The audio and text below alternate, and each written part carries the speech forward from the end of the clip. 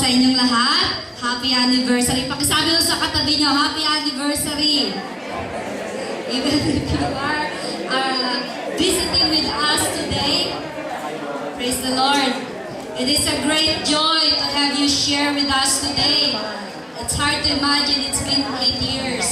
Alam niyo po, our ministry has been showered with God's grace and mercy, with everybody's gifts na kanila pong patuloy na ikinocontribute para po magampanan, to be able to meet the call of God in our Greater Toronto area. And we are blessed to share these things with you today. I'd like to take this opportunity to thank those men and women. Usually ho, yung thank you sa huli, pero lagi akong nakakalimot, kaya uunahin ko na ho.